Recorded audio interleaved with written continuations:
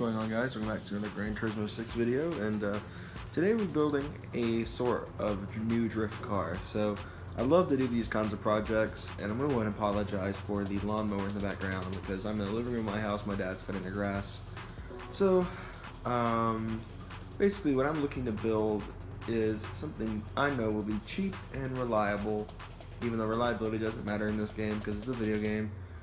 So what we're going to start off with the platforms. I'm currently going to set down the price to 25,000 credits for the base price of the car. Or, well, we just go 30. Why not?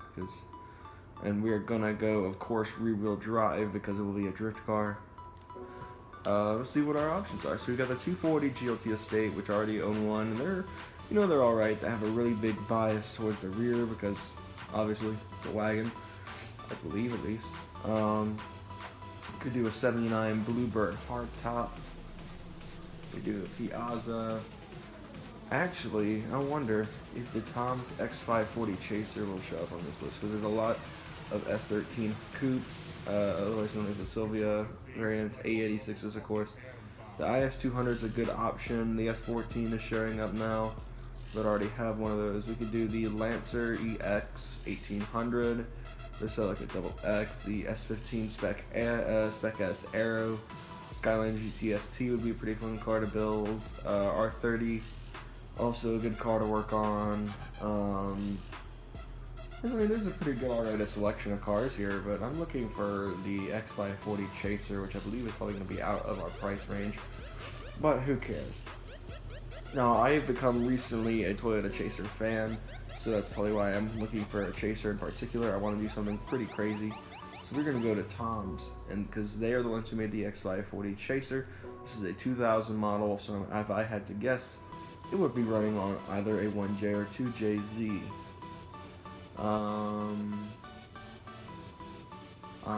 It doesn't give any sort of, does it have CCs? Of course not. The Chaser, though, is a pretty cool car, though, if you really were to read up on it. I'm going to do mine, and I'm going to buy it in white. I'm going to finish it probably in a blue color. So here we go. One of Japan's most unique vehicles that you never really see much of here. Usually when you think of Japanese cars that have been imported here, you think of Skyline, the Honda Beat even. But I would honestly prefer to import a Chaser because it's something unique. No one really does anything crazy. So now what we're going to do is we're going to build this car up the only way I know how, and that is to do an oil change. And I'm going to make myself a budget for this one. So we pay 50 grand for the car, our budget will be 150. So that means we have 100 grand to burn on performance upgrades, tire upgrades, and suspension. Which means I'm going to stick to a Japanese tried thing, I guess you could call it. From what I've watched in Adamson's Ebisu videos, is that the Japanese don't put a lot of money under their hood for their missile cars. Now, I don't know about their full-fledged drift cars that have the nice shiny paint jobs and stuff like that look really good. But I know, like, for example, Adamson's Chaser does not have any sort of real engine modifications. So what I'm going to do is I'm going to go with the intake, the racing exhaust, so that'll put me close to about 15 grand already on its own. We're going to throw a low RPM turbo in, just to get some extra low end turbo boost. We'll go ahead and throw some headers in and that in. So I've already spent a lot. I'm not good at counting off the top of my head. I'm going to be pretty inexpensive. We'll go ahead and throw the ECU, the standalone in. I believe that's supposed to be a standalone ECU. Looks like someone chipped my controller. That's cool. Pretty hard to find a controller, and it's already damaged. But what we're going to do is we're going to add a triple blade clutch. I'm not really doing good at keeping this right now, so we're going to go with the LSD as well. I believe I'm still under 150 grand. I'm not going to do a lot, like I said. Of course, we're going to go with fully adjustable coilovers as well, and brakes. And to finish off everything, I'm going to throw in some tires. We're going to go with the sports hard tires if they're not already installed.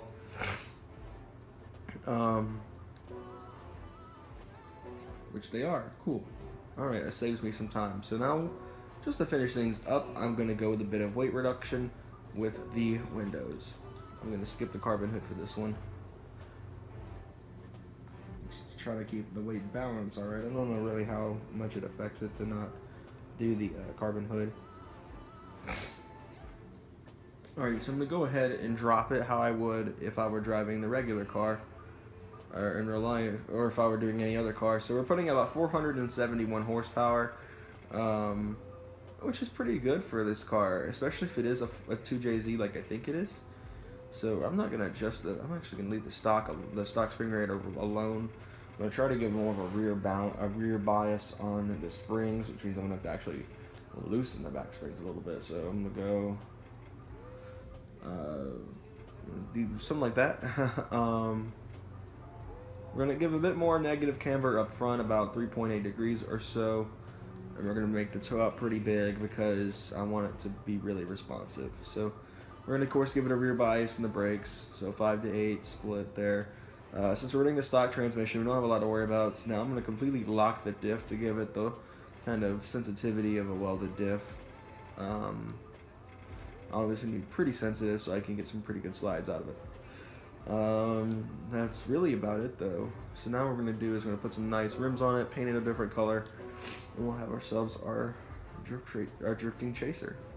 So this is the car with the setup. We've got the toe and the camber and everything on the stock wheels. You can't really tell. Those are some nice wheels, the Blitz wheels. Of course, the Blitz is more of a Nissan tuner than a Toyota tuner in my knowledge, from what little I know. I could do the black 5 spokes. What about these? Those are good. No, not these, yes. Alright, so we have our wheels of choice.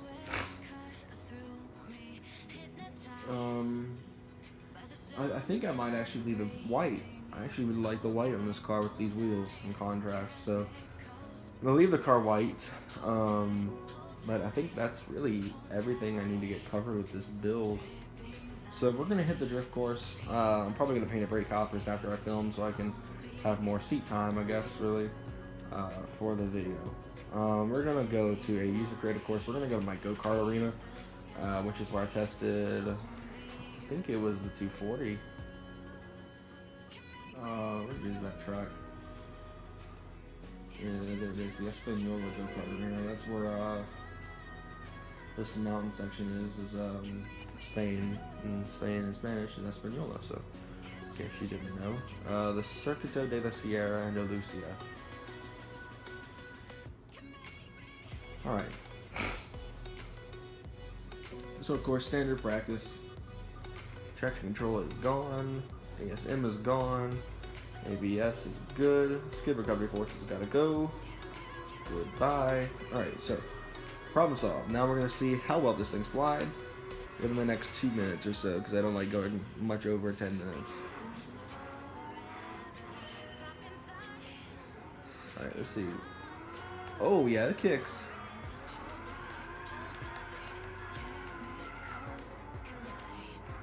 Wow, that was alright. Crap. I just charged this controller too. I mean, I didn't fully charge it, but I had it plugged in at least.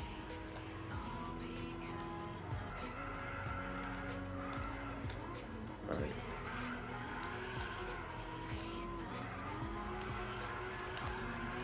Not bad. This car actually is really impressive, even with my lackluster drift tuning skills.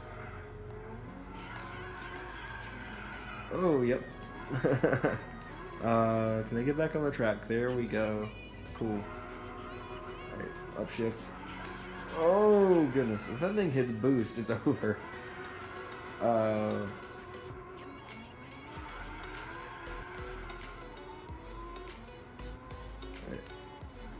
Gently into the corner. That was really sad, actually.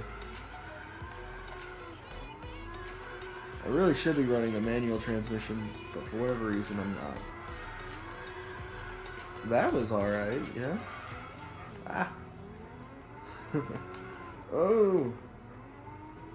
This car is an absolute joy. Not bad at all. I'm pretty impressed with this car.